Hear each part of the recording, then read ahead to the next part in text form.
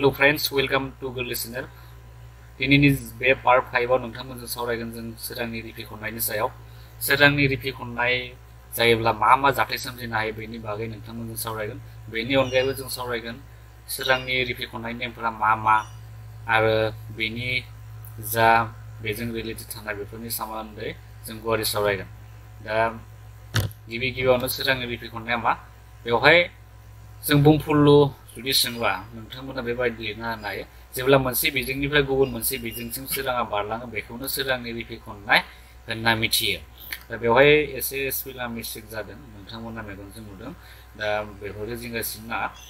दा सोरांनि रिफि खननाय बुङोब्ला फरायसा बिथांमोना बेखौ गोसोआव लाखिनो हायो। सोराङा जेब्ला मोनसे बिजोंनिफ्राय गुबुन मोनसे बिजोंसिम बारलाङो बेखौनो सोरांनि रिफि खननाय होनना बुङो। थामहिनबा नैबे नोंथांमोना बे पिक्सार ए आरो पिक्सार बि आव नुनो मोनदों। बे पिक्सार ए आव नोंथांमोना नुनो मोनदों बबेबा मोनसे बिजोंनिफ्राय सोराङा फैबाय। थामहिनबा बार बिजोंनिफ्राय सोराङा फैबाय आरो नैबे मोनसे रोजासिन बिजों होनना सानना लानो हायो। दैया मोनसे रोजासिन बिजों। दा बेवहाय नोंथांमोना नुनो मोनदों बे जाबाय मोनसे प्लास्टिकनि फिसा लावथि होनना सानना ला नोंथाङा। प्लास्टिकनि फिसा लावथि। जेब्ला जों प्लास्टिकनि फिसा लावथिखौ जों ग्लासनि दैयाव सोमगोन अब्ला नोंथांमोना बाहेरनिफ्राय जुदि नायोब्ला नोंथांमोना बेखौ एसे खेंख्रा जानाय नुगोन। जों बे ग्लासनि बे सिङाव थानाय प्लास्टिकनि जों लावथिखौ एसे खेंख्रा जानाय नुगोन। बे पिक्साराव नोंथांमोना नुनो मोनदों। दा बेफोरनि जाहोना मा? बेफोरनि जाहोना जाबाय सोराङा मोनसे बिजोंनिफ्राय गुबुन मोनसे बिजोंसिम बारलांनायनि थाखाय जोङो बेबायदि खेंख्रा नुदों। आरो सावगारि बियावबो नोंथांमोना नुनो मोनदों बेवहाय सोरां रोदाया मोनसे ग्लास स्लेब थामहिनबा मोनसे आयत महरनि ग्लासाव बेबायदि नांफैबाय। नांफैनानै बेयो रिफि खनबाय। रिफिनायनि उनाव बेयो बेबायदि रिफिलांगोन। दा बेफोरो मानि थाखाय जादों? बेफोर गासैबो सोरांनि रिफि खननायनि थाखाय जादों। दा सोरांनि रिफि खननायनि थाखाय मोननैसो जों मोनथिबाय थाग्रा जाथायफोर सोमजियो। दा बे जाबाय दा नोंथांमोना नुनो मोनदों बेवहाय रिफि खननायनि जाउनाव सोमजिनाय सरासनस्रा जाथाय। दा सावगारियाव नोंथांमोना बयबो नुदों। दा सासे ना सुग्राया दैमायाव ना सुनो थांदों बेबायदि सानना लानो हायो। आरो जेब्ला बियो नाखौ सुगोन अब्ला बियो नैबे सायखङाव सुब्ला जानाय नङा। एसे सायखंनि एसे सिङाव बियो नाखौ सुनो नांगोन अब्लासो बियो नाखौ मोनगोन। दा बे जाबाय नैबे थार सायखं आरो नैबे जाबाय थार नङि सायखं। दा जेब्ला नैबे मानसिया थामहिनबा ना सुग्रा सासे सुबुङा बियो नाखौ एसे गोजौआव फैनाय बायदि नुयो। थामहिनबा बिनि अरिजिनेल पजिसन, नानि अरिजिनेल पजिसना जाबाय सिङाव। बे सिंनिखौ नुनाय नङा, बेयो एसे सायाव फैनाय बायदि नुगोन। जाहोना मानि थाखाय जादों? जाहोना जाबाय बे रिफि खननायनि जाउनाव जादों। सोराङा दैनि गेजेरजों एसे रिफि खनदों। रिफि खननायनि थाखाय बेबायदि नुनो मोनदों। जों नाखौ एसे गोजौ फैनाय बायदि नुयो। आरो बेखायनो बियो जेब्ला नाखौ सुगोन, नाखौ सुयोब्ला बे नै सायखङाव सुयोब्ला जानाय नङा। थामहिनबा सायखङाव सुयोब्ला बे नाखौ मोनाबो जानो हागौ। बेनि थाखायनो बे ना सुग्राया एसे सिङाव माने आन्दाज खालामनानै एसे नै सायखं नों जा नुनाय सायखं बे सायखंनि एसे गाहायाव सुयोब्लासो बे नाखौ हमनो हागोन। दा फरायसा बिथांमोना जुदि दैमाफोराव बा बिलोफोराव ना गुरनो थाङो बा जं लानानै ना हमनो थाङो अब्ला नोंथांमोना बेखौ आनजाद खालामना नायनो हायो। बेनिफ्राय जों नोंथांमोनजों सावरायगोन गंसे आयत महरनि दाब्ले ग्लासनि गेजेरजों सोरांनि रिफि खननाय रिफ्लेक्सन थ्रु ए रेक्टेंगुलार ग्लास स्लेब। दा बे पिक्सारखौ आं नोंथांमोननि बे बिजाबनिफ्राय दिखांना होनाय जादों। बेवहाय नोंथांमोना नुनो मोनदों बे जाबाय बारा जाबाय गोबासिन बिजों होनना सानना लानो हायो आरो नैबे ग्लासनि थुख्राया जाबाय रोजासिन बिजों। दा बेवहाय नोंथांमोना नुनो मोनदों गोबासिन बिजोंनिफ्राय सोराङा फैबाय आरो फैनानै बे रोजासिन बिजोङाव हाबलांबाय। हाबलांनायनि उनाव आरो बेयो गोबासिन बिजोङावनो रिफिलांफिनबाय।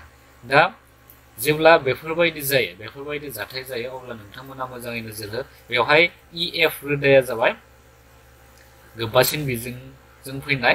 बेनिफ्राय O बिन्दु सौग्रावफैबाय आरो सौग्रावनानै बियो मोनसे O देश बिन्दुसिमहालागै रिफि खनबाय। दा जेब्लानोखि बेबायदि जायो थामहिनबा थामहिनबा बे गोबासिन बिजोंनिफ्राय रोजासिन बिजोंसिम थाङो अब्ला नैबे नोंथांमोना बेवहाय थोंगोरखौ नुनो मोनदों। N आरो N देश बे जाबाय थोंगोर। बेवहाय जेब्ला गोबासिन बिजोंनिफ्राय रोजासिन बिजों हाबो थामहिनबा बारनिफ्राय ग्लासाव हाबदोंमोन साननि सोराङा आरो बेबायदि अबस्थायाव नैबे सोरां रोदाया बे नर्मेलनिफ्राय थामहिनबा नैबे थोंगोरजों एसे खाथियाव फैगोन, थोंगोरनि सेराव एसे फैगोन। जेब्ला बार बिजोंनिफ्राय ग्लास बिजोङाव हाबो नैबे सोरां रोदाया नैबे थोंगोरनिथिंजाय फैनो नागिरो। दा बेनिफ्राय आरो जेब्ला बेयो रोजासिन बिजोंनिफ्राय थामहिनबा ग्लासनिफ्राय बारसिम रिफिलांफिनगोन अब्ला बेयो नैबे जा सोरां रोदा बेवहाय नोंथांमोना नुनो मोनदों G8 सोरां रोदाया जाबाय नैबे थोंगोरनिफ्राय जायखारलांदों, थामहिनबा एसे डिस्टेन्सआ मा बेयो बारायलांदों। दा आरो बेवहाय नोंथांमोना नोजोर होनो हायो बेवहाय R2 आरो I2 आ जाबाय गावजों गाव समान, बे खना मोननाया गावजों गाव समान, आरो बेवहायबो R1 आरो I1 आ जाबाय गावजों गाव समान। आरो नोंथांमोना बेवहाय नुदों जेब्ला नैबे जोङो EF रोदाखौ बिथिं एक्सटेन्ड खालामनाय थामहिनबा बारायना होयो, डट डट लाइननि हेफाजाबजों जों बारायना होयोब्ला जों बेबायदि मोनो। P बिन्दुसिम जों बारायहोबाय आरो O देश बिन्दुआव रिफिखननाय बे G8 रोदाया जाबाय बेबायदि रिफिलाङो आरो बे G8 रोदाया जेब्लाबो नैबे LP रोदाखौ लिक खालामनानै रिफिलांगोन। दा जेमाननो जों बेखौ एक्सटेन्ड खालामलांबाय थागोन बेयो मा लिक रोदा मोनगोन, जों बेखौ बे सोरां रोदाखौ लिक रोदा मोनगोन। दा फरायसा बिथांमोना गावबा गावनि बिजाबाव नायफिननो हायो। दा बेनो जाबाय गंसे आयत महरनि दाब्ले ग्लासनि गेजेरजों सोरांनि रिफिखननाय। बेनिफ्राय नोंथांमोनजों जों सावरायनो नागिरदों सोरांनि रिफिखननायनि नेम। दा बेवहाय नाम्बार 1आव नोंथांमोना नुदों खेंस्ला रोदा, रिफिखननाय रोदा आरो मोननै गोग्गो बिजोंनि सिमानि खेंस्ला बिन्दोआव थानाय थोंगोर गासैबो मोनसे समान थालायाव थायो। बे जाबाय नाम्बार 1 खेंस्ला रोदा। खेंस्ला रोदा माने जों पार्ट 1नि भिडिअ नोंथांमोना नायोब्ला मोनसे खेंस्ला रोदा माने मा, आरो रिफिखननाय रोदा माने बबेबा मोनसे बिजोंनिफ्राय बबेबा मोनसे बिजोंसिम थांनाय सोरां रोदाखौ बुंनाय जायो रिफिखननाय रोदा। बे गासैबो मा मोननै गोग्गो बिजों माने मोनसे बिजोङा जाबाय बार आरो मोनसे बिजोङा जाबाय जायखिजाया मोनसे बिजों, बा दैबो जानो हागौ ग्लासबो जानो हागौ। बे मोननै बिजोंनि सिमानि खेंस्ला बिन्दोआव थानाय थोंगोर गासै मोनसे समान थालायाव थायो होनना बुंदों। ओमफ्राय नाम्बार 2आ जाबाय मोनसे थि गाबनि सोरांनि रोदा आरो होनाय बिजों जरायनो थाखाय खेंस्ला खना। साइन आरो रिफिखननाय खनानि साइननि रुजुथाया दिदोम। बेखौ स्नेलनि नेम्स बुंनाय जायो। जुदि आइआ खेंस्ला खना आरो आरआ रिफिखननाय खना अब्ला sine I by sine R equal to दिदोम मोनगोन। जेब्लाबो जों बेनि भेलुखौ दिहुनोब्ला जों बेवहाय मोनसे कनस्टेन्ट भेलु मोनगोन, बेखौ दिदोम होनना बुंनाय जादों। बे दिदोम मानखौनो सेथि बिजोंनि लोब्बायाव नैथि बिजोंनि रिफिखन बिसान बुंनाय जायो। दा फरायसा बिथांमोना बे मोननै सोरांनि रिफिखननाय नेमखौ गोसोआव लायो। बेनिफ्राय रिफिखन बिसान। दा रिफिखन बिसान बुङोब्ला नोंथांमोना मा बुजियो? दा बेवहाय नोंथांमोना पिक्साराव नुनो मोनदों मोनसे पिक्सार, बे जाबाय ए सोरां रोदाया थामहिनबा बार बिजोंनिफ्राय मोनसे सोरां रोदा फैबाय आरो ग्लास बिजोङाव हाबफैबाय। आरो बेवहाय एन देशआ जाबाय थोंगोर, आइआ जाबाय रिफिनाय खना आरो आरआ जाबाय रिफिखननाय खना। दा बेवहाय मा लिरदों? हमना ला मोनसे सोरांनि रोदा सावगारि 10.11 आव दिन्थिनाय बादि से बिजोंनिफ्राय नै बिजोंसिम थाङो। हमबाय V1आ 1 बिजोङाव सोरांनि गोख्रैथि आरो V2आ 2 बिजोङाव सोरांनि गोख्रैथि। थामहिनबा बेवहाय नैबे बिजों 1 आव थानाय जा गोख्रैथि सोरांनि गोख्रैथिखौ जों V1 होनना हमना लानाय जादों आरो नैबे 2 बिजोङाव थानाय थामहिनबा ग्लासाव थानाय गोख्रैथिखौ सोरांनि गोख्रैथिखौ जोङो V2 होननानै हमना लानाय जादों। दा से बिजोंनि लोब्बायाव नै बिजोंनि रिफिखन बिसाना जादों से बिजोङाव सोरांनि गोख्रैथि आरो नै बिजोङाव सोरांनि गोख्रैथिनि रुजुथाय। दा बेनि जोङो सोरांनि रिफिखन बिसान माबोरै दिहुनगोन? जों बेखौ बेबायदि फर्मुला इउज खालामनानै लिरनो हायो। आरो बेवहाय मा लिरदों? बेखौ दिन्थिसिन N21 जों फोरमायनो हायो, बेखौ समानथायजोंबो फोरमायनो हायो। जेरै बेवहाय नोंथांमोना नुनो मोनदों बेवहाय बेखौ N बुंनाय जाया, बेखौ इटा बुंनाय जायो। इटा 21 लिरनाय नुदों नोंथांमोना। बेवहाय 21 नि मिनिङा मा? थामहिनबा बेवहाय आरो 1 2 लिरनाय जादों। दा जेब्लानोखि 21 लिरनाय जायो अब्ला नोंथांमोना बेखौ बुजिना ला, बेवहाय नै बिजोंनि रिफिखन बिसाना से बिजोङाव सोरांनि गोख्रैथि आरो नै बिजोङाव सोरांनि गोख्रैथि रुजुथाय बेखौ दिन्थिसिन N2 जों फोरमायनो हायो।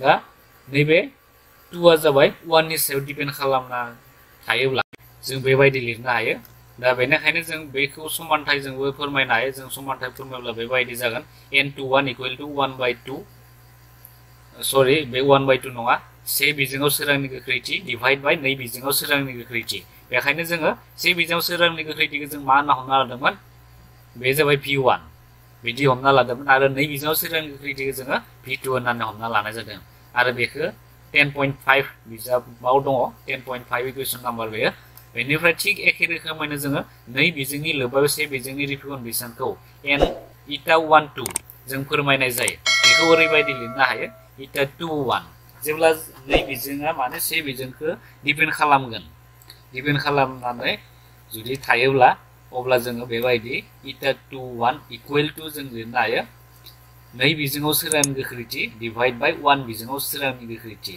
आरो इकुवेल टु v2 बाय v1 दा बे मोननै इकुवेशनखौ जेब्ला जों मोजाङै नोजोर होगोन अब्ला नोंथांमोना नुनो मोनगोन बेवहाय जेब्ला 2 1 जायो दा 2 1 जायो अब्ला नैबे नैया जाबाय गोजौआव थागोन बेखौ फरायसा बिथांमोना बिदि आयदा लानो गोसोआव लाखिनो हायो आरो बेवहाय जेब्ला 2 1 जागोन बेयाव एसे गोरोन्थि जादों बेयो जाबाय 1 2 सो जानो नांगौ बेवहाय eta 21 लिरनाय नुदों नोंथांमोना आरो बिजाबाव गोरोन्थि जादों बेवहाय नोंथांमोना 1 2 लिरनानै लानो हायो थामहिनबा बे 1 2 सो जागोन बेवहाय 2 1 जानाय नङा 2 1 नि इकुवेशना जाबाय eta 21 बे गोजौनिया आरो जेब्ला eta 1 2 जायो अब्ला नैबायदि इकुवेशनखौ मोनगोन नोंथांमोना बेवहाय 1 2 लिरनानै ला बेनिफ्राय दा बे फर्मुलाखौ नोंथांमोना गोसोआव लाखियो 10.5 इकुवेशन एन्ड 10.6 नाम्बार इकुवेशन बेनिफ्राय आरोबाव जों मोनबावो जुदि c आ बाराव सोरांनि गोख्रैथि आरो v आ बिजोङाव सोरांनि गोख्रैथि हमबाय जों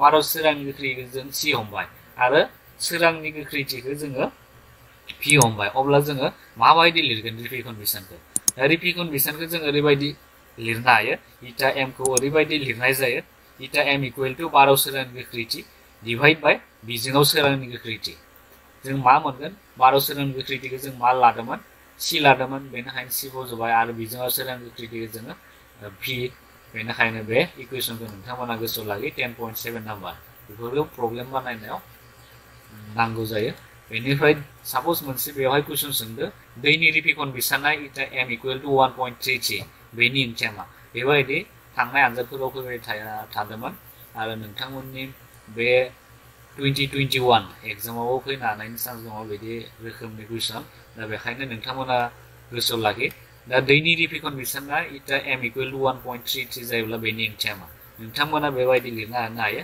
बेनि ओंथिया जादों बाराव सोरांनि गोख्रैथि आरो दैयाव सोरांनि गोख्रैथिनि रुजुथाया 1.33 आरो माब्लाबा बेवहाय दैनि थायालाबानो गुबुन माबा मोनसे थाबावनो हानाय दा बेखौ नोंथांमोना गोसोआव लाखि आरो बिजाबाव मोनसे टेबोल होनाय दङ आं बे टेबोलखौ नोंथांमोननि सिगाङाव दिखांना होनाय जायासै नोंथांमोना बे टेबोलखौ गोसोआव लाखिनो नाजा आरो स' थेंक इउ फर वाचिं आरो जायफोर नायगिरि बिथांमोना जोंनि चेनेलखौ साबस्क्राइब खालामाखै बिथांमोना साबस्क्राइब खालाम आरो भिडिअखौ नायनायनि उनाव नोंथांमोना मोजां मोनदोंब्ला लाइक खालाम एन्ड शेयार खालाम जाहाथे बयबो न'आव थानानैनो मोजाङै सोलोंनो हायो थेंक इउ